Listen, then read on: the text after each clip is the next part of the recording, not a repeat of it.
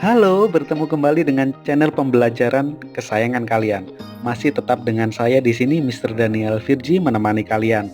Kali ini kita akan membahas tentang masalah-masalah yang muncul dalam keberagaman bangsa Indonesia.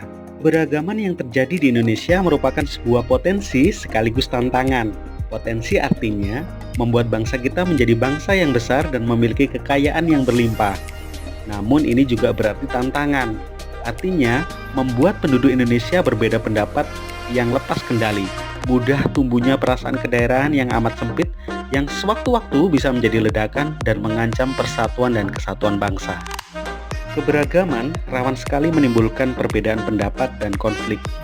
Konflik berasal dari bahasa Latin, conquer, yang berarti saling memukul.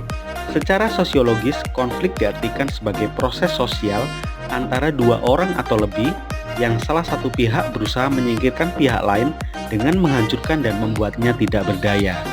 Keberagaman bangsa Indonesia dapat menjadi salah satu faktor pemicu konflik dalam masyarakat. Berikut ini macam-macam konflik yang bisa timbul akibat keberagaman bangsa Indonesia. 1. Konflik sosial budaya. 2. Primordialisme. 3. Etnosentrisme. Dan 4. Stereotip etnis. Yang pertama, konflik sosial budaya. Banyak konflik yang terjadi akibat dari pertentangan antara suku bangsa dan perbedaan ideologi, seperti yang terlihat dari deretan contoh berikut ini. 1. Pemberontakan Republik Maluku Selatan. Peristiwa Kapten Andi Abdul Aziz. Pemberontakan Darul Islam di Jawa Barat, Sulawesi Selatan, Kalimantan Selatan, dan di Aceh.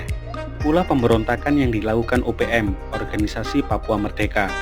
Kemudian pertikaian antara suku Madura dan suku Dayak di Sampit, kerusuhan di Poso dan Ambon, pemberontakan PRRI, pemberontakan Permesta, pemberontakan GAM, dan perang suku yang kadang masih terjadi di Papua. Konflik yang kedua adalah primordialisme. Menurut Kamus Besar Bahasa Indonesia, primordialisme adalah perasaan kesukuan yang berlebihan, perasaan yang menganggap sukunya paling baik dan paling hebat. Primordialisme adalah ikatan kekerabatan serta kesamaan suku bangsa, daerah, bahasa, dan adat istiadat. Contoh primordialisme antara lain Gerakan Aceh Merdeka atau GAM, Organisasi Papua Merdeka atau OPM. Yang ketiga adalah etnosentrisme. Etnosentrisme adalah persepsi yang dimiliki oleh individu yang menganggap bahwa budayanya adalah yang terbaik di antara budaya-budaya yang dimiliki orang lain. Contohnya, kebiasaan memakai pakaian terbuka bagi masyarakat pedalaman. Bagi mereka, ini adalah kebanggaan. Sedangkan bagi kita yang masyarakat awam, ini adalah sebuah keanehan. Yang kedua, budaya carok, yaitu budaya yang berasal dari Madura. Perilaku membela harga diri dengan menyakiti orang lain. Budaya ini dianggap sakral dan harus dijunjung tinggi oleh masyarakat Madura.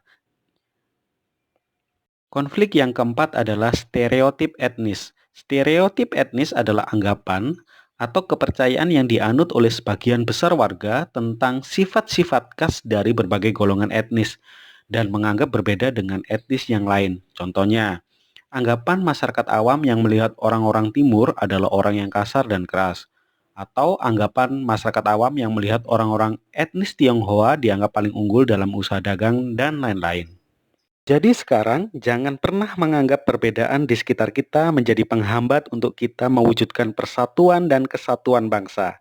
Salam satu tekad, aku cinta Indonesia.